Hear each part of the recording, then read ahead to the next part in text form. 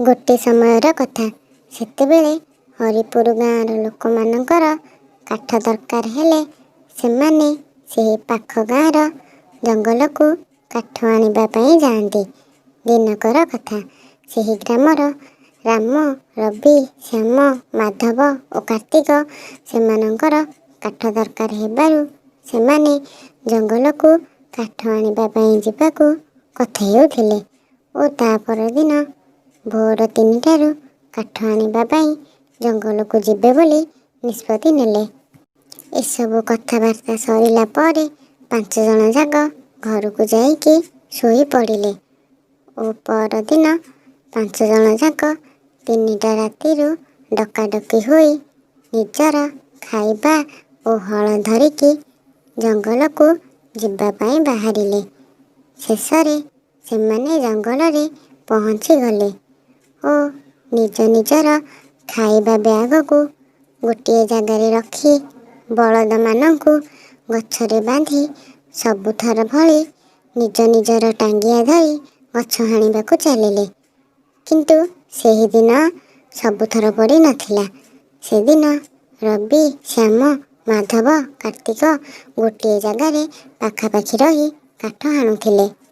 କିନ୍ତୁ ରାମ ତାଙ୍କଠାରୁ ଟିକେ ଦୂରକୁ ଯାଇ କାଠ ହାଣୁଥିଲା।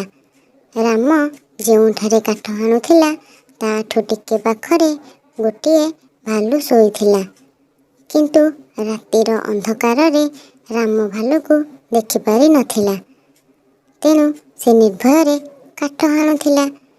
ରାମର ଟାଙ୍ଗିଆର ଶବ୍ଦରେ ଭାଲୁର ନିଦ ଭାଙ୍ଗିଗଲା ଓ ଭାଲୁ ଶବ୍ଦ ଆସୁଥିବା ଦିଗ ଆଡ଼କୁ ଚାଲିଲା। ସେତେବେଳକୁ ପ୍ରାୟ ଭୋର 4:30 ହେଇଗଲାଣି। ରାମ ଆଡ଼କୁ ଭାଲୁ ଆସୁଥିବାର ଦେଖିକି ରାମ ଭୟଭୀତ ହୋଇଗଲା ଓ ସେ ଆଗ ପଛ କିଛି ବିଚାର ନ କରି ସେଠାରେ ସେ ତାର ଟାଙ୍ଗିଆ ଫୋପାଡ଼ି ସେଠାରୁ ଦୌଡ଼ିବାକୁ ଲାଗିଲା। ସେତେବେଳକୁ ଭାଲୁ ରାମକୁ ଦେଖି ସାରିଥିଲା। ରାମ ଦୌଡ଼ିବାର ଦେଖି ଭାଲୁ ବି ତା ପଛରେ ରାମକୁ ମାରି ଖାଇବା ପାଇଁ ଦୌଡ଼ିଲା। ଆଗରେ ଗୋଟିଏ ବଡ଼ ଗାତ ଥିଲା। ରାମ ଜାଣିଥିଲା ଭାଲୁମାନେ ଗାତକୁ ଯାଇପାରନ୍ତିନି। ତେଣୁ ରାମ କିଛି ନ ଭାବି ସଙ୍ଗେ ସଙ୍ଗେ ସେ ଗାତକୁ ଡେଇଁ ପଡ଼ିଲା। ଭାଲୁ ତ ଗାତକୁ ଡେଇଁ ପାରିବନି।